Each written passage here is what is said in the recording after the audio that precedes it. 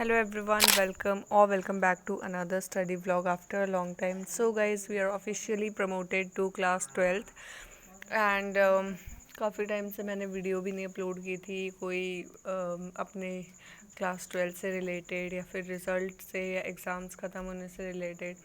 So I was not consistent that time. I don't know why मैं unscripted unfiltered senseless videos upload किए जा रही हूँ, but not this time. तो हमारा स्कूल स्टार्ट हो चुका है लगभग एक हफ़्ते पहले एंड मैं जो हूँ व्लॉग्स अपलोड नहीं कर पा रही थी बिकॉज टाइम ही नहीं था मेरे पास.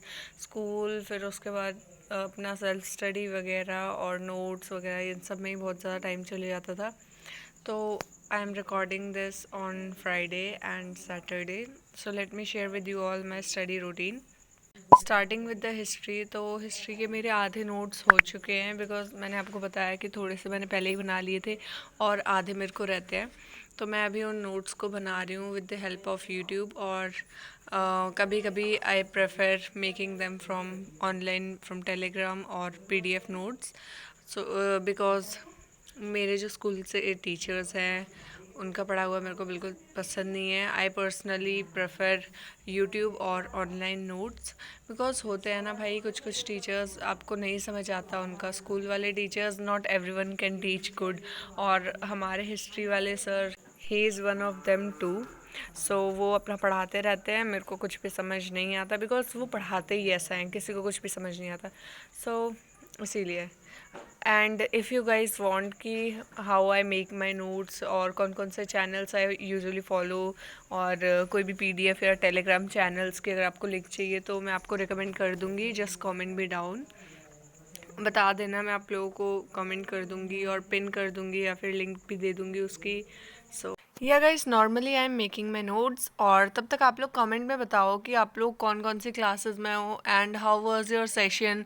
और आपका फर्स्ट डे ऑफ स्कूल कैसा था, कैसे पढ़ाई करते हो, आपकी क्या स्ट्रैटेजी है, सब कुछ बताओ. And if you want know, so myself क्लासी ओलिवा, CBSE ह्यूमैनिटीज़ 12th ग्रेडर, जो कि रिसेंटली अभी 12th में आई है. सो my school is Kendriya Vidyalaya and I am from Uttar Pradesh, west Uttar Pradesh. So guess करो सब लोग कि मेरी सिटी कौन सी हो सकती है और my district. A few moments later. तो me being me weather obsessed, मुझे हर 5 मिनट में अच्छा मौसम दिख जाए बस भाग के जाऊँगी, उसके क्लिप्स और उसके स्नैप सब बनानी है मेरे को. सो अंदर आने के बाद मैंने बनाया पोहा एंड उसमें बहुत ज़्यादा मैंने टेस्टी बनाया था पोहा, मेरे को बहुत ज़्यादा पसंद है. सो मैंने उसको खाया एंड उसके थोड़ी देर बाद A few minutes later. मैं बैठ जाती हूँ हिस्ट्री की NCERT रीड करने के लिए. बिकॉज भाई पहली बार तो ये है कि आप लोगों को नोट्स बनाने हैं. NCERT reading is must. बस ये बात है कि उसे पढ़ने में मौत आती है बिकॉज मैंने कभी भी स्टार्टिंग से हिस्ट्री वगैरह जैसे सब्जेक्ट की NCERT की रीडिंग कभी भी नहीं लगाई मोस्टली. बट 10th क्लास के बाद से मेरे को ये अक्ल आई थी एंड जब से मैंने थोड़ा सा फोकस करना स्टार्ट कर दिया NCERTs पे. 9th तक भी मेरे अच्छे मार्क्स आते थे, बट ये था कि मैं NCERT रीडिंग नहीं करती थी बिकॉज प्रशांत भैया वगैरह से जब मैं नोट्स बनाती थी तो उनके नोट्स में सब कुछ कवर था. तो I was too lazy to read NCERTs and all. So मैं एक्स्ट्रा स्टफ़ पढ़ लूँगी, मैं बाकी सारे रेफरेंस बुक पढ़ लूँगी, बट NCERT पता नहीं क्यों मेरे को एक हवा लगती थी, पता नहीं कौन सी रॉकेट साइंस लगती थी. सो 11th और 12th में जब से मैंने ह्यूमैनिटीज़ ली थी तो मुझे पता चला कि भाई अब तो NCERT पढ़नी पड़ेगी. और यूट्यूब पे भी बहुत ज़्यादा अच्छा कुछ कंटेंट था नहीं 11th क्लास में, तो मैंने NCERT से ही गुजारा किया. Was totally depend on them. Yes.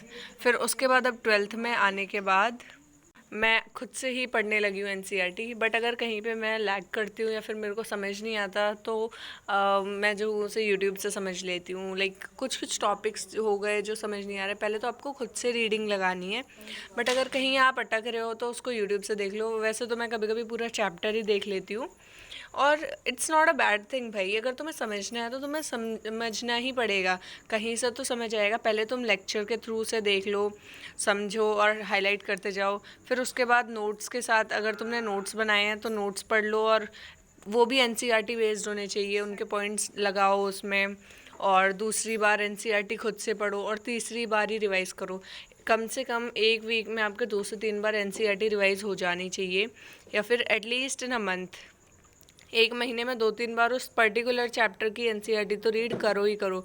And ये जो blue boxes, purple box, map वगैरह जो भी रहते हैं ना, जो हमारे नोट्स में नहीं हो पाते, तो वो भी कवर हो जाते हैं। ये भी बहुत ज़्यादा इंपॉर्टेंट है। तो गाइज़ अब कुछ नहीं कर सकते, अब लाइट चली गई। वैसे तो घर पर इन्वर्टर भी है, बट ना पढ़ने का बहाना भी तो चाहिए।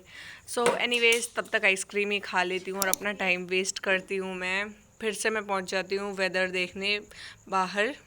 सो या फिर लाइट आने के बाद मैंने बिल्कुल भी पढ़ाई नहीं की, और शाम को करीब 4-5 बजे मैंने अपनी इंग्लिश की एनसीईआरटी रिवाइज़ की, बिकॉज ये वाला जो चैप्टर है द लास्ट लेसन वो स्कूल में ख़त्म हो चुका है। मैम ने क्लास में एनसीईआरटी रीडिंग करवाई थी, वहाँ पे मैंने अंडरलाइन भी कर लिया था, और इसको भी है यूट्यूब से एक बार समझा था।